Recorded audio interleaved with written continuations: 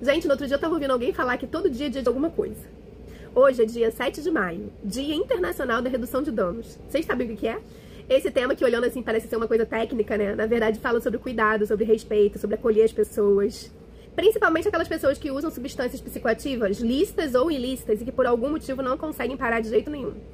E eu escolhi falar pra vocês sobre essa estratégia de saúde, que é a redução de danos, porque particularmente eu tenho uma história de amor com ela. Foi uma das coisas que eu aprendi na faculdade e que eu considero que mudou a minha vida. Tá, mas vamos lá que eu vou explicar pra vocês melhor o que é a tal da redução de danos e no que ela ajuda. A redução de danos é uma estratégia de saúde pública que tem como objetivo diminuir os prejuízos ou minimizar os efeitos negativos de uso de substâncias sem exigir a abstinência como condição para o cuidado, como se fazia antes, né? Antes da redução de danos. Essa política é nova, é recente, surgiu nos anos 80, entre 80 e 90, numa época que o mundo passava pela crise do HIV. Foi um marco de resistência e inovação. Eu sei que desde então ela foi reconhecida e vem sendo aplicada no mundo inteiro. E talvez alguém se pergunte, mas o que a psicologia tem a ver com isso? Tudo, né? Porque a redução de danos é uma forma que envolve um olhar clínico sobre a totalidade do sujeito.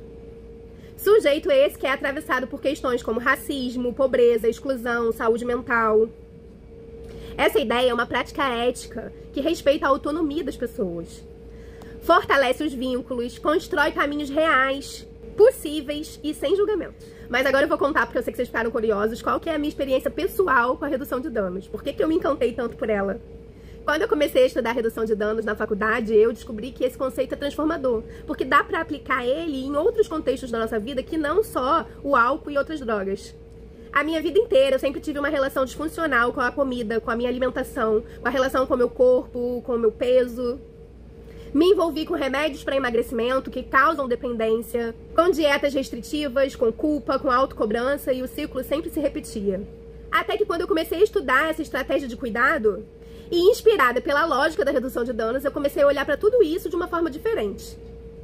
Ao invés de sair proibindo tudo, eu comecei a pensar como que eu consigo cuidar de mim sem tanta rigidez. Fazer trocas, prestar atenção nos gatilhos, respeitar o meu corpo, ouvir as minhas emoções. E sério, gente, deu certo. Ou pelo menos tá dando certo. Não tô dizendo que tá tudo perfeito e que eu vivo apenas de frutas, legumes e vegetais me exercitando todos os dias. Ainda tem muita coisa que eu erro. Mas usando essa estratégia, eu consegui reduzir muito os danos que estavam presentes na minha vida, na minha saúde. E o nome da estratégia já diz, redução de danos. Eu posso não chegar no estágio ideal, mas se eu conseguir chegar em algum lugar mais perto dele do que da onde eu tava, eu já tô na vantagem, né? E a redução de danos é sobre isso. É sobre escolhas possíveis, sobre caminhos viáveis. É sobre acolher ao invés de afastar. E é por isso que hoje, dia 7 de maio, eu fiz questão de vir aqui contar pra vocês, ensinar pra vocês e reforçar essa prática que não é tão conhecida, não é tão divulgada, mas que pode sim mudar a vida da gente se a gente começar a aplicar. Porque no fundo, todos nós estamos tentando encontrar formas mais respeitosas e leves de seguir.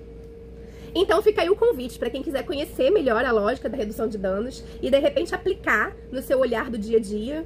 E vai que juntos a gente consegue construir uma sociedade melhor, mais solidária, mais humana e mais possível.